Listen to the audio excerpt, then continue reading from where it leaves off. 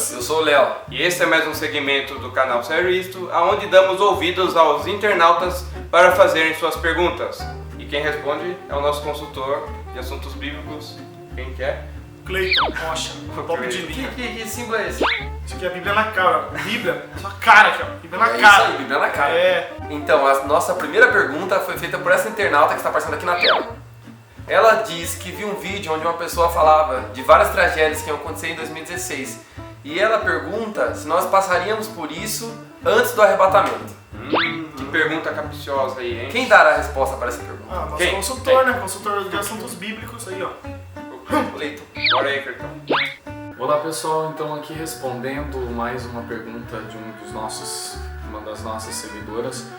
Ela fala sobre uma predição, né, que ela viu aí na internet a respeito de tragédias no Brasil nesse ano de 2016 e perguntando a nossa opinião sobre isso.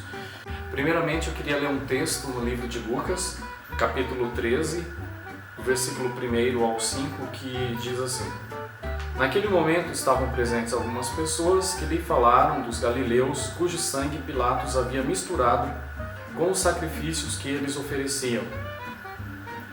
Jesus lhes respondeu: Pensais que esses galileus, por terem sofrido essas coisas, eram mais pecadores que todos os outros?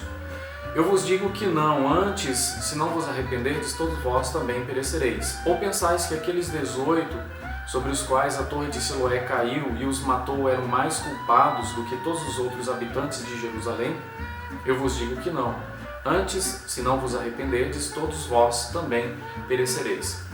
Por que eu escolhi esse texto?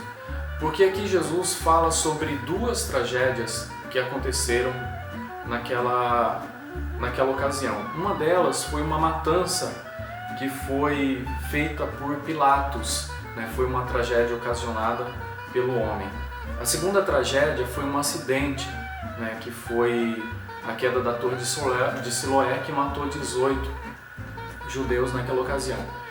O fato é que as tragédias sempre aconteceram. Desde que o pecado entrou no mundo, tragédias sempre acontecem.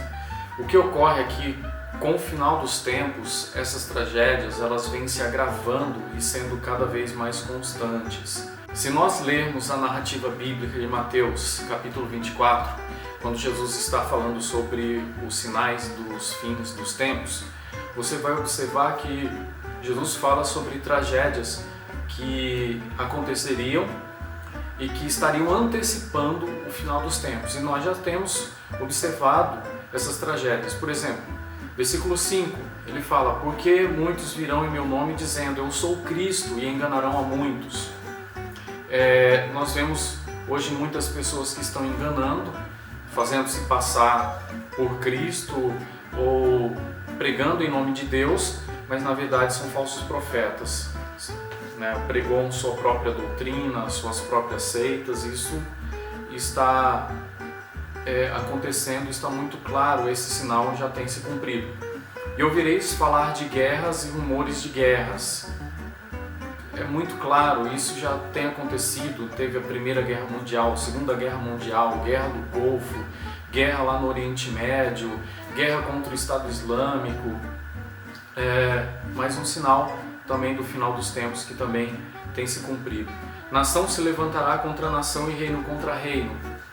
Muito claro, e haverá fomes e terremotos em vários lugares. Também são sinais que a gente tem observado que já tem acontecido. Inclusive é interessante, quando eu disse dessa questão do agravamento dessas tragédias, uma vez os cientistas analisando os registros que eles têm, que tem até hoje dos terremotos, que nós temos conhecimento, eles observaram que a cada centena de anos praticamente dobra o número de terremotos.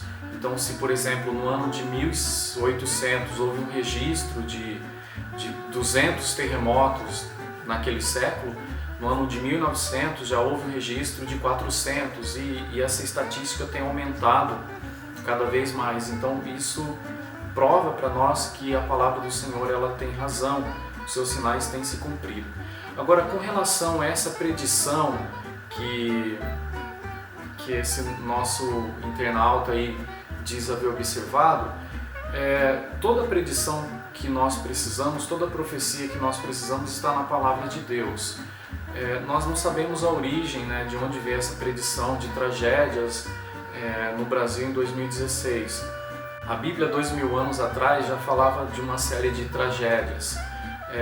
Então, nós não precisamos ficar preocupados com predições, com profecias como essas que têm surgido, né? Por exemplo, nós sabemos que na virada do ano 2000 houve uma grande preocupação, né? Foi o chamado bug do milênio e no fim nada aconteceu naquela ocasião. Em 2012 também as pessoas estavam preocupadas, achando que o mundo iria acabar em 2012 e nada acabou acontecendo.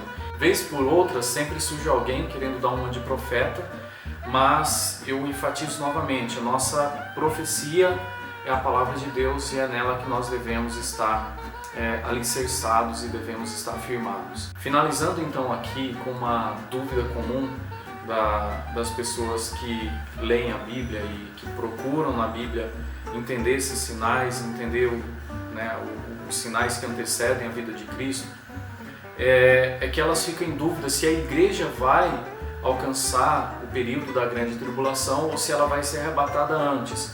Existem várias correntes a respeito disso, existe inclusive uma corrente teológica que acredita que nós já estamos vivendo a grande tribulação. Existe uma corrente teológica que diz que o arrebatamento da igreja vai ser anterior à grande tribulação. Existe outra corrente teológica que diz que o arrebatamento da igreja vai ser durante o período da grande tribulação. Nós, particularmente, nossa linha teológica é no sentido de que a igreja vai ser arrebatada antes do período da grande tribulação. Então, o que nós estamos vivenciando são tragédias como essas que ocorreram na época de Jesus, que ele cita que uma foi por conta da maldade do coração de Pilatos, né, a matança que ele fez naquela ocasião. Outra foi por conta de um acidente, né? A gente não sabe exatamente o que ocasionou a queda da torre, mas certamente foi um acidente, foi algo de causas naturais. Enfim, o que a gente vai estar vivenciando são esses tipos de tragédias naturais ou de origem no coração humano, mas nada que fuja desses sinais preditos pelo Senhor Jesus e registrados aqui na palavra do Senhor para nós. Mas nós devemos tranquilizar o nosso coração, porque Deus está no controle de todas as coisas, e nenhuma tragédia, nenhum acidente e nada absolutamente acontece sem a permissão e sem o controle do nosso Deus. Esperamos que vocês tenham entendido a resposta. Se tiver mais alguma dúvida, deixa aqui embaixo pra gente e o Cleitão vai responder. Isso. Bom, e agora a nossa segunda pergunta. Essa internauta que está aparecendo aqui na tela pergunta o seguinte: se é pecado ouvir música sertaneja que fale apenas de amor, músicas letras bonitas? Coisa de amor é bom, né? Então, ela pergunta se é pecado, se não houver intenções sexuais na música. Será que é pecado? Ah, cara, tem aquela música lá que é muito boa. Melhor não responder, né? Porque não sei se é pecado ainda. Não sei se é pecado. Responde aí, Cleitão. Solta o verbo aí pra nós. Valeu. Boa. Respondendo agora a outra pergunta sobre a música sertaneja, que foi feita em um dos nossos vídeos, eu quero fundamentar minha resposta lendo Tiago capítulo 1, versículo 17, que diz assim: toda boa dádiva e todo dom perfeito vem do alto e descem do Pai das luzes.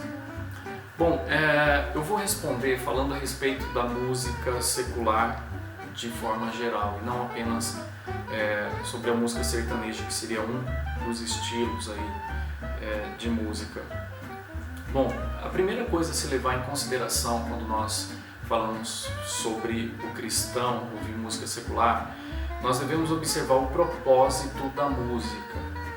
A Bíblia, ela está cheia de referências a instrumentos, a música, mas sempre relacionado ao culto a Deus, à adoração a Deus ou ao louvor a Deus. Embora quando a música ela foi criada, digamos assim, o primeiro relato da Bíblia a respeito de um instrumento ou de música está lá em um dos descendentes de Caim, e não tinha nada a ver com louvor ou com adoração a Deus. Se você ler a narrativa de Gênesis, você vai observar que um dos descendentes dele foi o que criou o primeiro instrumento musical, que era a flauta, e não havia nenhum propósito de louvar ou adorar a Deus. Mas a partir da lei de Moisés, da época da lei, quando a adoração a Deus começou a ser organizada, conforme os mandamentos de Deus a Moisés, quando o culto, a adoração começou a ser organizado, nós já observamos a participação do louvor na adoração a Deus através dos levitas, e isso foi enfatizado muito na época do rei Davi. Ele organizou os cantores, organizou os músicos, e todas as referências bíblicas, a maioria delas a respeito da música, ela sempre vai estar ligada ao louvor e adoração. Porém, a Bíblia não condena a música utilizada com outro propósito, um propósito de relaxar ou de descansar ou apenas de se divertir. A Bíblia não condena a utilização da música com esse propósito. Nós não vamos ver nenhuma referência bíblica dizendo para não ouvirmos músicas que não sejam direcionadas ao louvor a Deus. Não há nenhuma proibição nesse sentido.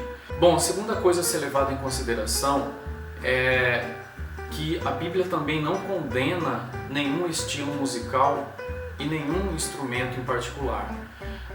Nós lemos principalmente nos Salmos e nos livros históricos também há alguma referência a instrumentos musicais, fala sobre pífaros, sobre harpa, sobre tambores, enfim, existe uma série de instrumentos que eram utilizados pelos judeus na sua adoração e no seu momento de louvor, e a Bíblia também não diz que algum desses instrumentos não deve ser utilizado, né? Ou que determinado estilo musical não poderia ser utilizado no louvor a Deus. Então nós também não podemos condenar um ou outro estilo musical, porque nós não temos um fundamento bíblico para isso. Porém, a terceira observação ela é muito importante, porque ela é o que vai definir se você vai ouvir uma música secular ou não, que diz respeito à letra e à mensagem que essa música vai passar para você. Nós sabemos que a maioria das músicas que falam sobre amor, citando agora o estilo sertanejo, fala sobre o amor não de uma perspectiva divina, fala sobre o amor de uma perspectiva carnal. Então, é preciso, para decidir se você deve ou não ouvir determinada música, você precisa analisar a sua letra. Esse é o meio mais eficaz, mais efetivo de você filtrar aquilo que você ouve. Embora a Bíblia não condene diretamente um estilo ou algum instrumento, ou a música utilizada com outro propósito fora da adoração a Deus, todavia a Bíblia diz que nós devemos buscar aquilo que edifica, né? Paulo fala sobre examinarmos tudo e retermos o bem. Então, eu creio, na minha opinião, que não seria pecado ouvir música secular. Todavia você tem que estar atento e tem que observar, porque a nossa mente ela vai se alimentando de tudo aquilo que nós vamos absorvendo através dos olhos, através dos ouvidos, e tudo isso tem que ser filtrado através da palavra de Deus. Se uma música não te edifica, não há motivos para você ouvi-la. Se ela te edifica de alguma maneira, se ela contém uma mensagem que vai acrescentar algo a você, não tem por que não ouvi-la, até mesmo porque nós lemos aqui que todo dom perfeito, incluído aqui o dom de compor, o dom de cantar, o dom de tocar, vem de Deus. E tudo isso deveria ser primeiramente utilizado para glorificar e para adorar a Deus. Ressaltando novamente que a Bíblia não condena a utilização ou ouvir uma música secular, todavia nós devemos utilizar esse princípio. Aquilo que não nos edifica, não tem por que nós trazermos para a nossa vida. Então cuidado com a letra que você ouve, porque muitas vezes a letra de uma música secular ela é antibíblica, ela traz mensagens que ferem os princípios da palavra de Deus. Então, nesse caso, você não deveria ouvir, por mais bonita que a melodia fosse, você não deveria ouvir tal tipo de música. Espero ter esclarecido alguma coisa. Deus abençoe. Bom, espero que você tenha entendido. Se não entendeu, deixe seu comentário de novo e a gente vai respondendo. Agora a terceira pergunta. A terceira pergunta foi feita por esse internauta que está aparecendo aqui na tela. Não, só eu. Aqui na tela, muito obrigado. E ela diz o seguinte: é possível alguém ser batizado com o Espírito Santo e não falar línguas estranhas? O que você acha, Cleiton? Não, beleza. Cleiton, por favor, responde aí pra gente. Acho que é a dúvida de muita gente isso aí. Então, certeza. Vai lá, Cleiton. Respondendo à última pergunta de hoje a respeito do dom de línguas e sua relação com o batismo com o Espírito Santo, eu queria ler Atos capítulo 2, versículo 4, que diz: todos ficaram cheios do Espírito Santo e começaram a falar em outras línguas, conforme o Espírito lhes concedia que falassem. Bom, a título de curiosidade, a expressão língua estranha, ela não se encontra na Bíblia. A Bíblia fala sobre outras línguas, fala sobre variedades de línguas, mas não fala sobre língua estranha. Essa expressão não se encontra no texto bíblico.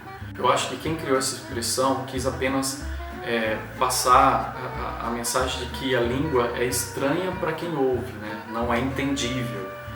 Provavelmente tenha sido esse o objetivo ao criar essa expressão língua estranha, mas ela não é bíblica.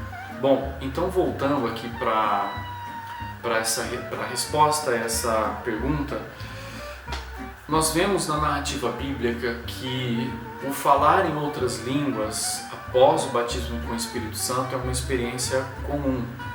Não apenas aqui no episódio do Pentecostes, com a vinda do Espírito Santo, mas também em outras passagens do livro de Atos, das quais eu cito o capítulo 10, versículo 48 de Atos, quando Pedro ele vai pregar lá para a família de Cornélio.